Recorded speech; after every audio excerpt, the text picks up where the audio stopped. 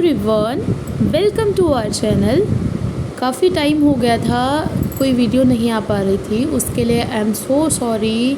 थोड़ा सा job and family में कुछ फंक्शंस की वजह से एंड पर्सनल लाइफ, इन सब के चक्कर में मैं टाइम नहीं मैनेज कर पा रही थी, जिसकी वजह से जो रेगुलर लेक्चर थे, जो क्लासेस थी, वो नहीं हो पा रही थी।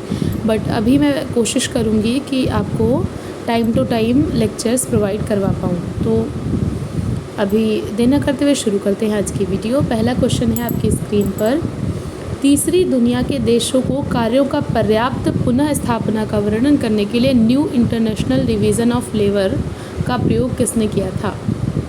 टर्म है new international division of labour.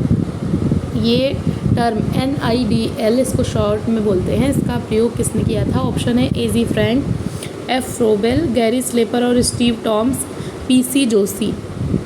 तो जल्दी से आंसर कमेंट करिए, किसने किया था? राइट आंसर है F. फ्रोबेल। इन्होंने new international division of labour जो टर्म है इसका यूज़ किया था। इस चीज़ के लिए तीसरी दुनिया के देशों को कार्यों का पर्याप्त पुनः स्थापना का वर्णन करने के लिए।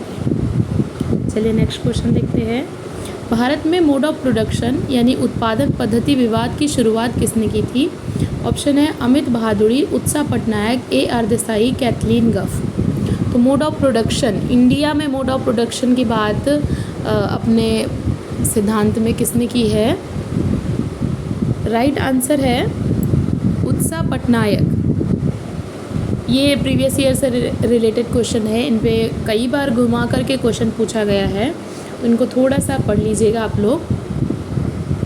नेक्स्ट क्वेश्चन देखिए, who wrote this book patronage and exploitation changing agrarian relation? Option है कार्ल पोलियानी, जॉन ब्रिमेन, सेठ और मेयर्स, VJ कुरियन। तो ये पुस्तक किसने लिखी है? राइट आंसर है जॉन ब्रिमेन, B करेक्ट है यहाँ पर। अगला क्वेश्चन देखिए, किस संविधान संशोधन द्वारा संविधान की प्रस्तावना में धर्मनिरपेक्ष, समाजवाद और सत्यनिष्ठा शब्दों को शामिल किया गया? ऑप्शन देखिए 50वां संशोधन, 47वां संशोधन, 42वां संशोधन या फिर 56वां संशोधन।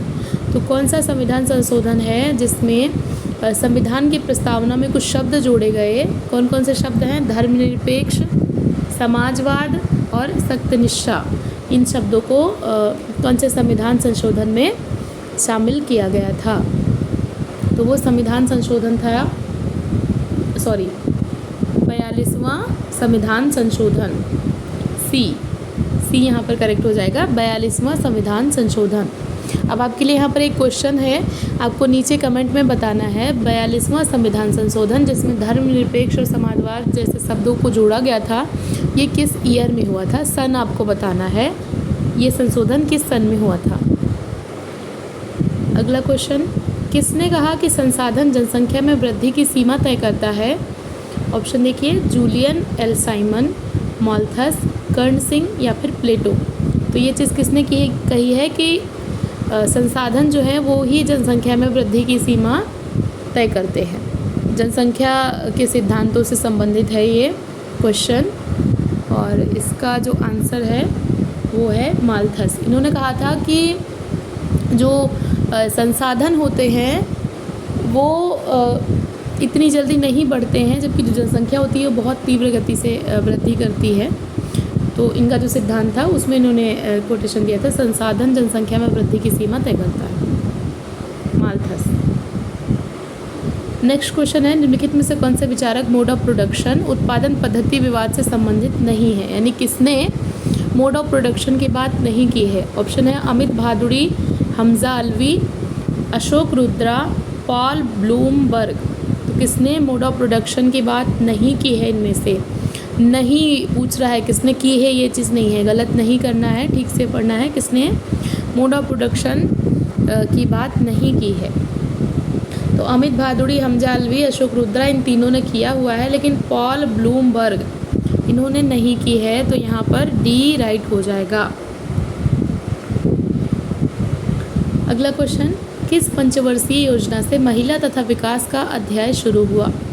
5वीं पंचवर्षीय योजना, 6वीं पंचवर्षीय योजना, 9वीं पंचवर्षीय योजना या फिर 4थी पंचवर्षीय योजना। तो कौन सी पंचवर्षीय योजना थी जहाँ पर महिला और विकास को जोड़ा गया? किस पंचवर्षीय योजना से महिला और विकास को जोड़ा गया है? तो वो योजना थी आपकी 6वीं पंचवर्षीय योजना। वुमेन एंड डेवलपमेंट की बात की गई है 6वीं पंचवर्षीय योजना में। नेक्स्ट क्वेश्चन, किसने अलगाव के 4 प्रकार बताए हैं? शक्तिहीनता, अर्थहीनता, पृथक्करण, आत्म उदासीनता।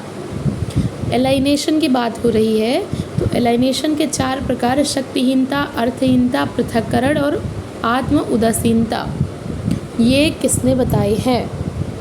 रॉबर्ट ब्लोनर, एम सीमैन या फिर फ्रैंक हल या फिर कार्ल मार्क्स।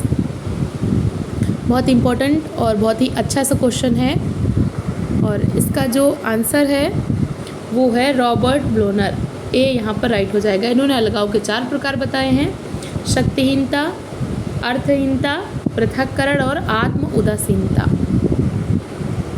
वैसे एलिनेशन की बात आएगी तो मार्क्स होंगे, लेकिन यहाँ पे 4 प्रकार पूछ रहा था तो यहाँ पर ब्लोनर हो जाएंगे। नेक्स्ट क्वेश्चन है, किन 2 संस्थाओं के कहने पर भारत में 1991 में एलपीजी आया था? 1991 में जो एलपीजी नीति आई थी वो किन 2 संस्थाओं के कहने पर आई थी या उनके दबाव में आई थी? World Bank and IMF and GATT, UNESCO and World Bank, WTO and World bank.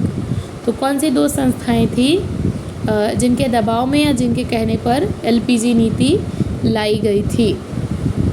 वो 2 संस्थाएं हैं वर्ल्ड बैंक एंड आईएमएफ। ये यहाँ पर राइट हो जाएगा। नेक्स्ट क्वेश्चन, सरकार द्वारा संचालित या प्रतिबंध उद्यमों को निजी कंपनी या उद्यमी द्वारा संचालित करने की प्रक्रिया क्या कहलाती है? ऑप्शन देखिए, वैश्वीकरण, निजीकरण, उदारीकरण, पश्चिमीकरण। तो जहाँ पर सरकार द्वारा जो संचालित या प्रतिबंधित उद्यम हैं उनको निजी कंपनी या उद्यमी संचालित करें, तो ये जो प्रक्रिया है इसको हम क्या कहेंगे? इसको हम कहेंगे, क्या कहेंगे? निजीकरण, कि प्राइवेटाइजेशन हो रहा है। जो सरकारी उद्यम है उनको भी प्राइवेट कर दिया जा रहा है, तो प्राइवेटाइजेशन हो रहा है। अगला है, who written the famous book alienation and freedom? Option है Frank Hull, Robert Blauner, M Seeman and Max Weber. तो एलिनेशन एंड फ्रीडम, ये पुस्तक के जो लेखक हैं वो कौन हैं? तो वो हैं आपके रॉबर्ट ब्लूनर, जिन्होंने 4 प्रकार के एलिनेशन की बात की है। अभी आपने पढ़ा था ना क्वेश्चन में। अगला क्वेश्चन, औद्योगिक नियत कार्यों को सरल संक्रियाओं की श्रेणी में विभक्त कर सुस्पष्ट रूप से समयबद्ध तथा इष्टतम रूप से समन्वित बनाकर उत्पादकता में वृद्धि करना क्या कहलाता है? इसको हम क्या कहेंगे? औद्योगिक क्रियाओं को एक तरीके से वैज्ञानिक तरीके में करके समयबद्ध तरीके से अगर हम उत्पादकता में वृद्धि करते हैं तो इसको हम क्या कहेंगे? इसको हम कहेंगे टेलरवाद। बी यहाँ पर राइट हो जाएगा। अगला क्वेश्चन, किसने रिजर्व्ड आर्मी ऑफ लेबर की अवधारणा दी है? Karl Marx, Brian, Ragnar, Nurkse या फिर शेपर्ड और Voss? Reserved army of labour, ये जो कॉन्सेप्ट है किसने दिया है? तो ये कॉन्सेप्ट दिया है आपके कार्ल मार्क्स ने। ये यहाँ पर राइट हो जाएगा। रिजर्व्ड आर्मी ऑफ लेबर का कॉन्सेप्ट दिया है कार्ल मार्क्स ने। नेक्स्ट क्वेश्चन, किसने कहा कि जनसंख्या में वृद्धि वस्तुओं की मांग में वृद्धि करती है जो आर्थिक वृद्धि और निवेश को प्रोत्साहित करता है? ये बात किसने कही कि जनसंख्या में अगर वृद्धि हो रही है तो वस्तुओं की मांग में वृद्धि होगी और उससे आर्थिक वृद्धि होगी और निवेश बढ़ेगा। ये बात किसने कही है? स्मिथ और रिकार्डो ने, जॉन मेनार्ड केन्स ने, शेपर्ड और वॉस ने या फिर फ्रैंक हल ने? तो ये जो कथन है ये संबंधित है जॉन मेनार्ड केन्स से। बी यहाँ पर राइट हो जाएगा। अगला क्वेश्चन, प्रच्छन्न बेरोजगारी, इसको बोलेंगे डिस्ग्वेस्ड अनएम्प्लॉयमेंट की अवधारणा किसने दी है? प्रच्छन्न बेरोजगारी, छिपी हुई बेरोजगारी। जॉन रॉबिन्सन, एम दांतेवाला, फ्रैंक हल या फिर आर्थर लुइस। प्रच्छन्न बेरोजगारी का कॉन्सेप्ट किसने दिया है? तो ये दिया है जॉन रॉबिन्सन ने। प्रच्छन्न बेरोजगारी मतलब वैसे तो आपके पास रोज़गार है लेकिन देखा जाए तो नहीं हो, मतलब एक तरीके की छुपी हुई, जैसे कृषि क्षेत्र में होती है, देखने के लिए वो खेती लगेगा कि वो खेती कर रहे हैं लेकिन ज़्यादातर समय वो फ्री ही रहते हैं, वो उनके पास रोज़गार नहीं होता है, तो छिपी हुई बेरोजगारी। अगला क्वेश्चन, विनिमय के 3 प्रकार किसने बताए हैं? पारस्परिकता, पुनर्वितरण और बाजार विनिमय। Gideon Sjoberg, Karl Polanyi, Henry Breman या फिर मिशेल ब्रुआवे। तो विनिमय के 3 प्रकार किसने बताए हैं? ये बताए हैं आपके कार्ल पोलियानी ने। बी यहाँ पर राइट हो जाएगा। अगला क्वेश्चन देखिए, किसने कहा कि संपत्ति वस्तुओं पर मनुष्यों का नियंत्रण है? संपत्ति क्या है? जो वस्तुएं हैं उन पर मनुष्यों का एक तरीके से नियंत्रण है। Adam Smith, Doubleday, Peter R Fox, Hobhouse. तो ये कथन संबंधित है आपके हॉबहाउस से। डी यहाँ पर राइट हो जाएगा। Next question, wealth of nation को बढ़ाने के लिए किसने सर्वप्रथम डिवीज़न ऑफ लेबर की बात की है? किसने कहा कि जितना अधिक श्रम विभाजन होगा उतना ही राष्ट्र की उत्पादक शक्ति बढ़ेगी? वेल्थ ऑफ नेशन पुस्तक का नाम ही है। सीधा सीधा बहुत आसान सा प्रश्न है। दुर्खीम, एडम स्मिथ, मार्क्स या फिर रॉबर्ट ब्लूनर। तो ये संबंधित है आपके एडम स्मिथ से, wealth of nation. Next question, निम्नलिखित में से कौन सी अवधारणा एडम स्मिथ की नहीं है? अदृश्य हाथ, अहस्तक्षेप नीति, अलगाव की नीति या फिर श्रम विभाजन। तो एडम स्मिथ ने अदृश्य हाथ की बात की है, हस्तक्षेप नीति यानी लेजर स्टेट की बात की है, श्रम विभाजन की बात उन्होंने की है, लेकिन अलगाव की नीति इसकी बात इन्होंने नहीं की है, तो यहाँ पर सी राइट हो जाएगा। अगला क्वेश्चन, किसने कहा विवाह की जड़ें परिवार में हैं, परिवार की जड़ें विवाह में नहीं हैं? मेलिनोवस्की, वेस्टरमार्क, किंग्सले डेविस या फिर मार्गन। ये कथन संबंधित है आपके वेस्टरमार्क से। बी यहाँ पर राइट हो जाएगा। अगला क्वेश्चन, किस भारतीय विचारक ने संयुक्त परिवार के लिए सामान्य किचन या कॉमन जो रसोई घर है उसको ज़रूरी नहीं माना? जो सामान्य रसोई घर है उसको ज़रूरी नहीं माना है, कॉमन किचन की ज़रूरत उन्होंने महसूस नहीं करी कि अनिवार्यता ये विशेषता होनी ही चाहिए। ऑप्शन है Iravati curve, Radha Kamal Mukherjee, IP Desai, GS Ghurye. तो वो सिद्धांतकार हैं आपके IP देसाई। बाकी जो भी हैं इरावती कर्वे, राधा कमल मुखर्जी, GS घुरिए, इनमें से कर्वे तो सामान्य रसोई की बात सीधे सीधे करते हैं, लेकिन IP देसाई ने सामान्य रसोई को अनिवार्य विशेषता नहीं माना है। यहाँ पर सी हो जाएगा। अगला क्वेश्चन, परिवार की उत्पत्ति का यौन साम्यवाद का सिद्धांत किसने दिया था? ऑप्शन है प्लेटो और अरस्तु, मार्गन और फ्रेजर, बेकोफेन एंड मार्गर, टाइलर और हेनरीमैन। तो परिवार की उत्पत्ति का यौन साम्यवाद का सिद्धांत किसने दिया था? ये सिद्धांत दिया था आपके मॉर्गन और फ्रेजर ने, यौन साम्यवाद का सिद्धांत। अगला क्वेश्चन, परिवार की उत्पत्ति का पितृसत्तात्मक सिद्धांत या शास्त्रीय सिद्धांत किसने दिया था? पितृसत्तात्मक सिद्धांत या फिर शास्त्रीय सिद्धांत। ऑप्शन है प्लेटो, अरस्तु, मार्गन एंड फ्रेजर, हेनरीमैन और मार्गर, ब्रिफॉल्ट और मेलिनोवस्की। तो परिवार की उत्पत्ति का पितृसत्तात्मक सिद्धांत ये दिया है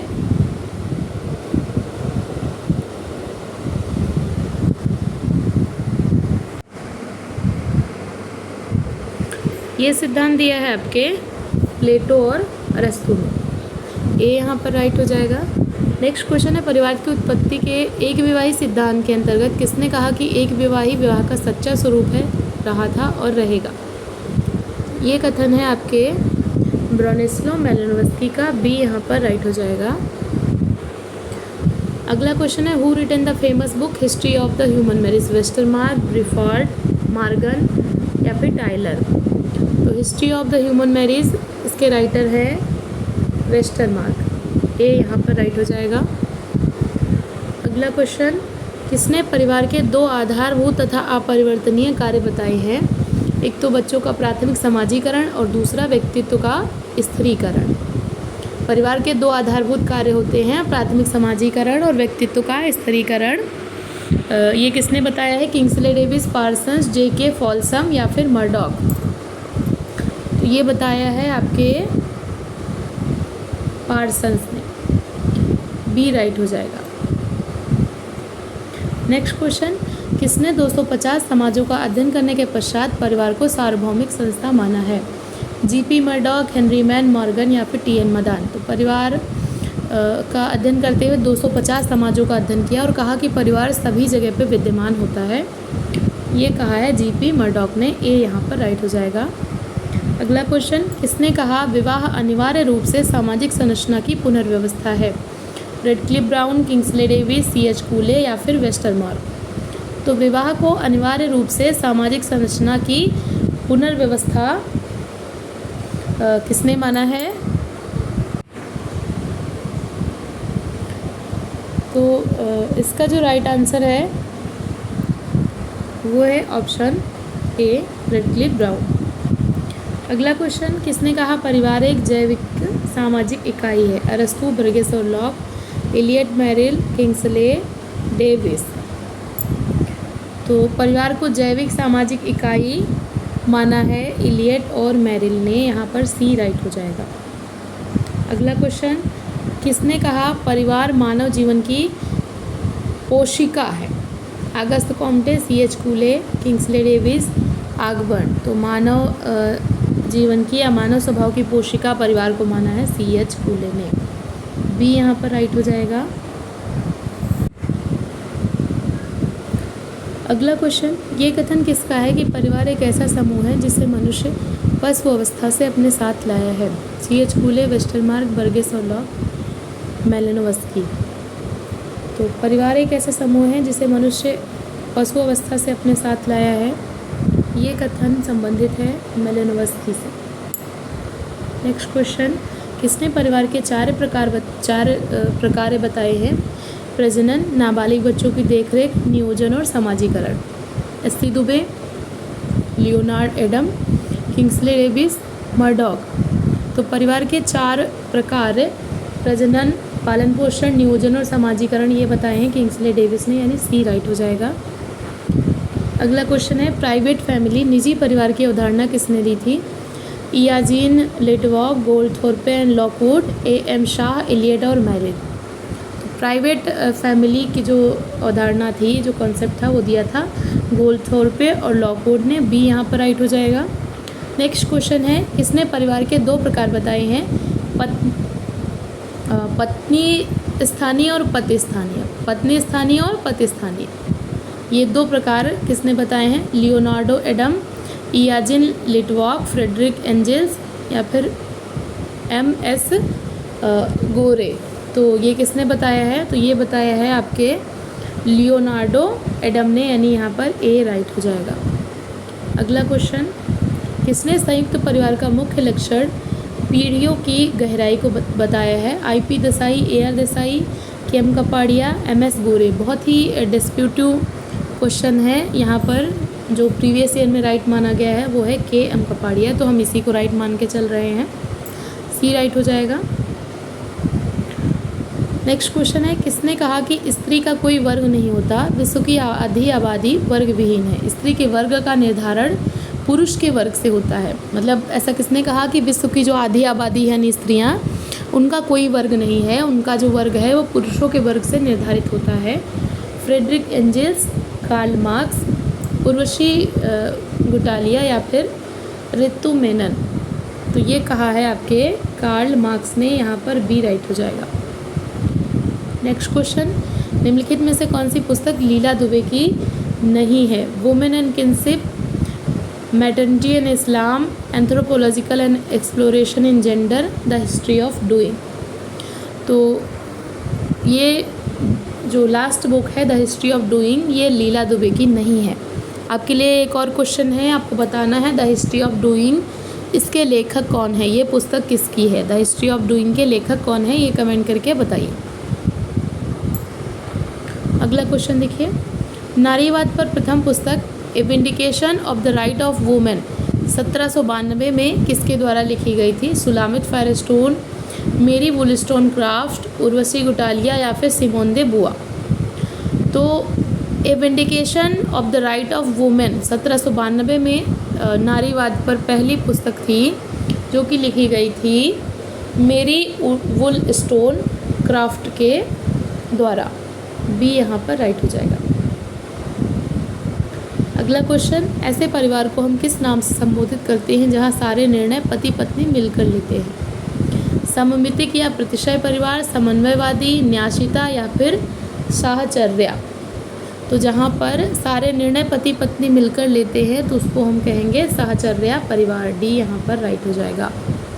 अगला क्वेश्चन, एक स्लोगन है द पर्सनल इज़ पॉलिटिकल, ये नारीवाद की किस लहर में बहुत अधिक फेमस हुआ था? द पर्सनल इज़ पॉलिटिकल, जो भी पर्सनल है वो पॉलिटिकल है। कुछ भी आपका पर्सनल नहीं है, यानी अगर नारी पे अत्याचार हो रहे हैं घर के अंदर तो उसका पर्सनल मैटर नहीं है, सामाजिक मुद्दा बन जाएगा वो। ये किस लहर में कहा गया था? नारीवाद की पहली लहर, नारीवाद की दूसरी लहर, नारीवाद की तीसरी लहर या फिर नारीवाद की पांचवी लहर? द पर्सनल इज़ पॉलिटिकल ये किस लहर में बहुत अधिक प्रसिद्ध हुआ था? तो ये प्रसिद्ध हुआ था स्लोगन नारीवाद की दूसरी लहर में। बी यहाँ पर राइट हो जाएगा। अगला क्वेश्चन, संयुक्त परिवार की संरचनात्मक प्रकारात्मक एकता का अध्ययन महुआ में किसने किया था? A R Desai, I P Desai, A M Shah, Radha Kamal Mukherjee. तो महुआ फैमिली का अध्ययन किया था आई पी देसाई ने, इनकी पुस्तक का नाम भी है इस पर। बी यहाँ पर राइट हो जाएगा। अगला क्वेश्चन, भारत में पंचवर्षीय योजना के तहत लिंग और विकास का सही अनुक्रम क्या है? विकास, कल्याण, सशक्तिकरण, कल्याण, विकास, सशक्तिकरण, सशक्तिकरण, विकास और कल्याण या फिर विकास, सशक्तिकरण और कल्याण। तो पंचवर्षीय योजनाओं के तहत लिंग और विकास का सही अनुक्रम क्या है? तो ये है पहले महिला कल्याण की बात की गई, फिर विकास और फिर सशक्तिकरण। तो कल्याण, विकास और सशक्तिकरण, यहाँ पर बी राइट हो जाएगा। अगला क्वेश्चन, किस अंतर्राष्ट्रीय सम्मेलन में स्त्रियों के सशक्तिकरण के लिए अंतर्राष्ट्रीय नीति के रूप में ये स्वीकार कर लिया गया कि स्त्रियों के जो अधिकार है वो मानवाधिकार है? स्त्रियों को भी मानवाधिकार किस अंतर्राष्ट्रीय सम्मेलन में प्राप्त हुए या माना गया? महिला अंतर्राष्ट्रीय सम्मेलन बीजिंग, महिला अंतर्राष्ट्रीय सम्मेलन स्टॉकहोम, महिला अंतर्राष्ट्रीय सम्मेलन अमेरिका या फिर इनमें से कोई नहीं। तो जो बीजिंग में अंतर्राष्ट्रीय सम्मेलन हुआ था उसमें माना गया कि स्त्रियों के अधिकार मानवाधिकार है। ए यहाँ पर राइट हो जाएगा। अगला क्वेश्चन, जेंडर सामाजिक रूप से रचित है जबकि सेक्स जैविकीय रूप से प्रदत्त है, ये कथन नारीवाद की किस लहर में प्रचलित हुआ है? दूसरी लहर, तीसरी लहर, पहली लहर या फिर चौथी लहर? तो जेंडर सामाजिक रूप से रचित है और सेक्स जैविकीय रूप से प्रदत्त है, या फिर इससे संबंधित एक और कथन है कि स्त्री पैदा नहीं होती बल्कि बनाई जाती है। ये सारे कथन दूसरी लहर में बहुत अधिक प्रचलित हुए नारीवाद की। ए राइट हो जाएगा। अगला क्वेश्चन है, किसने कहा कि मातृतंत्र की समाप्ति महिला जाति की वैश्विक पराजय है? ये किसने कहा था? Karl Marx, Friedrich Engels, Urvashi Gutalia या फिर बेट्टी फ्रीडमैन? तो ये कहा था आपके फ्रेडरिक एंजेल्स ने, मातृतंत्र की समाप्ति महिला जाति की वैश्विक पराजय है। बी राइट हो जाएगा। अगला क्वेश्चन, कौन सा नारीवादी सिद्धांत महिलाओं की असमानता के लिए पितृसत्तात्मक समाज और पुरुषों को जिम्मेदार मानता है? उदारवादी नारीवादी सिद्धांत, उग्रवादी नारीवादी सिद्धांत, मार्क्सवादी नारीवादी सिद्धांत या फिर समाजवादी नारीवादी सिद्धांत? कौन सा नारीवादी सिद्धांत है जो कि ये मानता है कि पितृसत्ता ही जो महिलाओं पे हो रहे अत्याचार है उनकी जड़ है? तो ये है आपका उग्रवादी नारीवादी सिद्धांत। बी यहाँ पर राइट हो जाएगा। अगला क्वेश्चन, ऐसा कौन सा परिवार है जहाँ एक स्त्री का विवाह एक ही पुरुष से होता है लेकिन परिवार के सभी पुरुष परिवार में विवाहित समस्त औरतों से संबंध रखते हैं? मतलब विवाह एक ही पुरुष से होगा एक स्त्री का, लेकिन सभी पुरुष सभी स्त्रियों से संबंध रख सकते हैं। समरक्त परिवार कहेंगे, एक विवाह परिवार कहेंगे, सिंडेस्मियन परिवार कहेंगे या फिर समूह विवाह परिवार कहेंगे? तो इसका राइट आंसर हो जाएगा सिंडेस्मियन परिवार। विवाह एक ही स्त्री से होगा लेकिन परिवार में विवाहित सभी स्त्रियों से यौन संबंध वो रख सकते हैं। सी राइट हो जाएगा। अगला क्वेश्चन, पुरुषोत्तमी संस्कार टोडा जनजाति में क्यों मनाया जाता है? पुरुषोत्तमी संस्कार एक होता है जो कि मनाया जाता है टोडा जनजाति में। क्यों मनाया जाता है? बहुपत्नी विवाही परिवार में पितृत्व निर्धारण के लिए, या फिर बहुपति परिवार में पितृत्व निर्धारण के लिए, गर्भ निर्धारण के लिए, या वैवाहिक संबंध को सफल और मजबूत बनाने के लिए। तो पुरुषोत्तमी संस्कार किया जाता है पितृत्व निर्धारण के लिए बहुपति विवाही परिवार में। बी यहाँ पर राइट हो जाएगा। नेक्स्ट क्वेश्चन, निम्न जनजातियों में से कौन सी जनजातियाँ मातृ सत्तात्मक नहीं हैं? खासी, गारो, इरूला, टोडा और कादर। कौन सी जनजातियाँ मातृ सत्तात्मक नहीं हैं? तो खासी, गारो, इरूला, कादर ये सब है, लेकिन टोडा जनजाति मातृ सत्तात्मक नहीं है। तो यहाँ पर टोडा राइट हो जाएगा। नेक्स्ट और आज का लास्ट क्वेश्चन, कौन सा नारीवादी सिद्धांत स्त्रियों की असमानता के लिए राज्य को दोषी मानता है तथा निदान के लिए समानता की बात करता है? उग्रवादी नारीवादी सिद्धांत, उदारवादी नारीवादी सिद्धांत, मार्क्सवादी नारीवादी सिद्धांत, या फिर समाजवादी नारीवादी सिद्धांत? तो कौन सा सिद्धांत है जो कि ये कहता है कि राज्य ही स्त्रियों की असमानता के लिए दोषी है? तो वो है आपका उदारवादी नारीवादी सिद्धांत, जो कि मानते थे कि स्त्रियों को कुछ राजनीतिक अधिकार दे दिए जाएं तो वो बराबरी पे आ जाएंगी पुरुषों के, और राज्य को दोषी मानते थे। बी राइट हो जाएगा। तो ये थे आज के क्वेश्चंस। आई होप आपको क्वेश्चंस पसंद आए होंगे। वीडियो कैसी लगी कमेंट करके बताइए। कोई सजेशन हो तो भी कमेंट कर सकते हैं। एंड ऐसे ही पढ़ते रहिए, अपने गोल की तरफ आगे बढ़ते रहिए। वीडियो देखने के लिए थैंक यू सो मच।